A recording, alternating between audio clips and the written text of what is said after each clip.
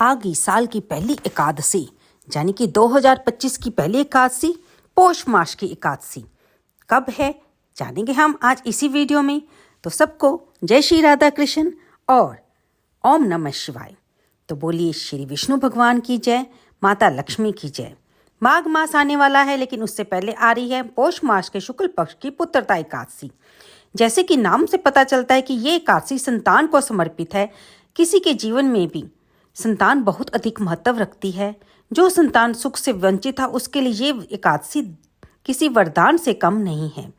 जो लोग वैसे तो बाकी एकादशियों का व्रत नहीं करते, लेकिन वे संतानहीन हैं, तो वे इस व्रत को अवश्य करें। भगवान विष्णु की कृपा से उनके घर में संतान की प्राप्ति अवश्य होगी, और अगर संतान भी है तो वह दीर्घायु और स्वस्थ होगी। तो चलते हैं दोस्तों, इसी वीडियो में हम आपको हर बार बताते हैं कि इस व्रत को कैसे रखा जाता है, इसके नियम क्या होते हैं। ये व्रत दशमी को ही शुरू हो जाता है। उस दिन आप सूर्यास्त से पहले सात्विक भोजन कर लें, और इसका पारण द्वादशी के दिन किया जाता है। अब हम ये जानेंगे कि पुत्रदा एकादशी का व्रत कब है, 9 जनवरी या 10 जनवरी, जिसके बारे में हम ये वीडियो आपके सामने लेकर आए हैं। देखिए दोस्तों, वैसे तो पुत्रदा एकादशी साल में 2 बार इसलिए आती है क्योंकि संतान सुख के बिना हमें, जो हमारा कलयुगी जीवन है उसके बिना हमारा जीवन वंचित रह जाता है अगर हम निसंतान हैं। ये बात शादी के बाद हर एक ने महसूस की होगी, हर गृहस्थी ने महसूस की होगी, यानी कि जीवन में संतान बहुत अधिक जरूरी है। पुत्रदा एकादशी जो कि साल में 2 बार आती है, एक बार तो ये अब आ रही है जनवरी में, और दूसरी श्रावण मास के शुक्ल पक्ष की जो एकादशी होती है वो भी पुत्रदा एकादशी कहलाती है, जो कि जुलाई या अगस्त के महीने में आती है। ये व्रत सुदर्शन चक्रधारी भगवान विष्णु के साथ कान्हा जी के बाल स्वरूप यानी कि लड्डू गोपाल की पूजा का भी इस व्रत में विशेष महत्व माना जाता है।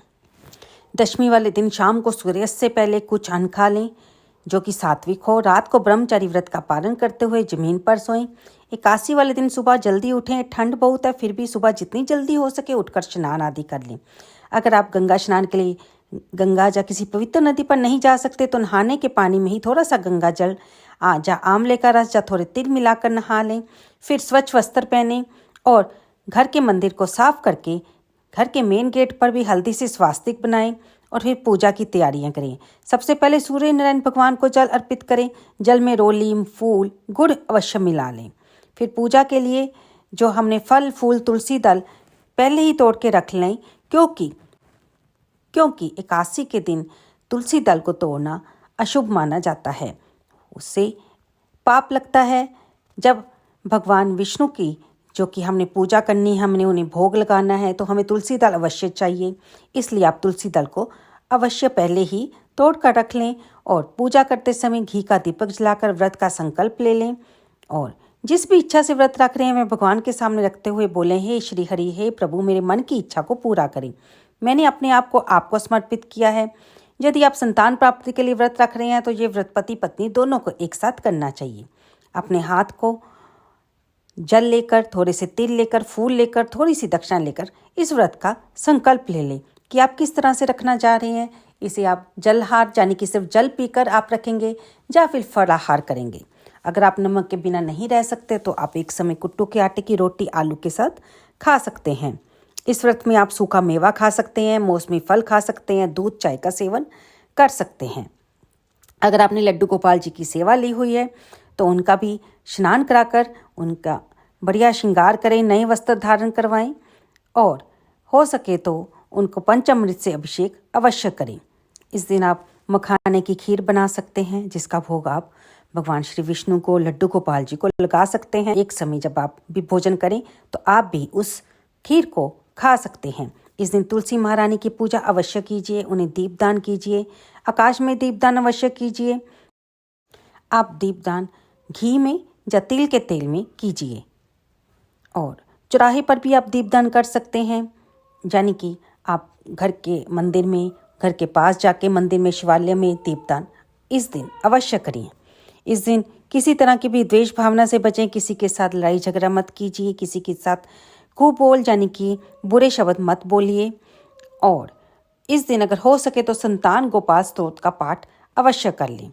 अब हम आपको बता दें कि जो पुत्रदा एकादशी का तिथि है वो कब शुरू हो रही है और कब इसका समापन होगा। दोस्तों, पंचांग के अनुसार पौष मास के शुक्ल पक्ष की एकादशी तिथि को पुत्रदा एकादशी का व्रत रखा जाता है। इस साल उदय तिथि के अनुसार 10 जनवरी को पुत्रदा एकादशी का व्रत रखा जाएगा। एकादशी तिथि का प्रारंभ 9 जनवरी को दोपहर 12:22 से शुरू होगा और इसका समापन 10 जनवरी को शुक्रवार सुबह 10:19 पर होगा। इसलिए सूर्योदय तिथि के अनुसार ये एकादशी तिथि का व्रत 10 जनवरी दिन शुक्रवार को रखा जाएगा और व्रत के पारण का समय 11 जनवरी शनिवार को सुबह 7:15 से लेकर 8:20 तक रहेगा। पौषदा एकादशी व्रत कथा। पौष मास के शुक्ल पक्ष की इस एकादशी का व्रत निसंतान को भी सुंदर पुत्र प्रदान करने में समर्थ है। संतान प्राप्ति और उनकी रक्षा एवं प्रगति के लिए प्रत्येक नर नारी को ये व्रत अवश्य करना चाहिए। व्रत में सुदर्शन चक्रधारी भगवान श्री विष्णु की पूजा की जाती है। भगवान श्री कृष्ण द्वारा अब तक कहे गए वृत्तांत के सुनने के बाद धर्मराज युधिष्ठिर ने आगे पूछा, हे गोविंद, अब कृपा करके बतलाइए कि पौष शुक्ला एकादशी का क्या नाम है, इसके व्रत की विधि क्या है और कौन से देवता की पूजा की जाती है। भगवान श्री कृष्ण ने उत्तर दिया, हे राजन, इस एकादशी का नाम पुत्रदा एकादशी है। इसमें नारायण भगवान की पूजा की जाती है। चर और अचर संसार में पुत्रदा एकादशी के व्रत के समान दूसरा कोई व्रत नहीं है। इसके पुण्य से मनुष्य तपस्वी, विद्वान और लक्ष्मीवान होता है। मैं इसकी कथा सुनाता हूँ, ध्यान पूर्वक सुनो। भद्रावती नगरी में सुकेतुमान नाम का एक राजा राज्य करता था। उसके कोई पुत्र नहीं था। उसकी स्त्री का नाम शेव्या था। वह संतानहीन होने के कारण सदैव चिंतित रहा करती थी। पुत्रहीन राजा के पितर रो रो कर पिंड लेते थे और सोचा करते थे कि इसके बाद हमें कौन पिंड देगा। राजा पुत्र ना होने के कारण हर समय दुखी रहता था। उसे बंधु बांधव, धन, हाथी, घोड़े, राज्य तथा वैभव आदि सभी अर्थहीन प्रतीत होते थे। राजा सदैव यही विचार में रहता कि मेरे बाद हमारा पिंडदान कौन करेगा, बिना पुत्रों का ऋण कैसे चुकेगा। जिस घर में पुत्र ना हो वहाँ सदैव अंधेरा रहता है। इसलिए मुझे पुत्र की उत्पत्ति के लिए प्रयत्न करना चाहिए। जिस मनुष्य ने पुत्र का मुख देखा है वह धन्य है। उसको इस लोक में यश और परलोक में शांति मिलती है, अर्थात उसके दोनों लोक सुधर जाते हैं। पूर्व जन्म के कर्म से ही इस जन्म में पुत्र, धन आदि प्राप्त होते हैं। राजा इसी प्रकार रात दिन सोचा करता और चिंतित रहता।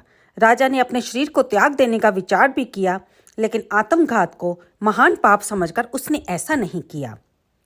एक दिन राजा अपने घोड़े पर चढ़कर वन को चल दिया। पक्षियों व वृक्षों को देखने लगा।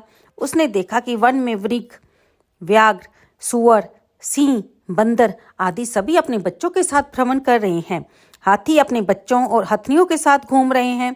वन में कहीं गीदड़ अपनी कर्कश स्वर में बोल रहे हैं, कहीं उल्लू चीख रहे हैं। वन के इन दृश्यों को देखकर राजा को अपने पुत्रहीन होने का दुख और अधिक पीड़ा देने लगा। इसी उदासी और सोच विचार में दोपहर हो गई। वह विचारने लगा कि मैंने कई यज्ञ किए, ब्राह्मणों को सुंदर भोजन दिया और दान देकर तृप्त किया, फिर भी ये दुख मुझे क्यों प्राप्त हुआ है। प्यास के मारे अत्यंत दुखी राजा पानी की तलाश में इधर उधर फिरने लगा। थोड़ी दूरी पर राजा ने एक सरोवर देखा। उस सरोवर में कमल खिले हुए थे तथा सारस, हंस, मगरमच्छ आदि विहार कर रहे थे। सरोवर के चारों तरफ मुनियों के आश्रम थे। उस समय राजा के दाहिने अंग फड़कने लगे। वह इसे शुभ शकुन समझकर घोड़े से उतरकर मुनियों को दंडवत प्रणाम करके सामने बैठ गया। राजा को देखकर मुनियों ने कहा, हे राजन, हम तुमसे अत्यंत प्रसन्न हैं। तुम इस जगह पर कैसे आए सो कहो। इस पर राजा ने मुनियों को अपना व्यथा सुनाई और उनका परिचय पूछा। मुनि बोले, हे राजन, पुत्र की इच्छा करने वाले को उत्तम संतान देने वाली पुत्रदा एकादशी है।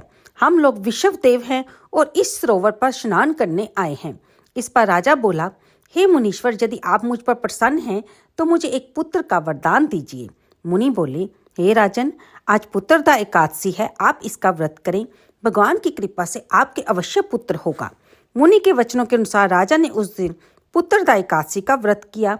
वहीं द्वादशी को उसने व्रत का पारायण किया और मुनियों को प्रणाम करके अपने महल को वापस चला आया।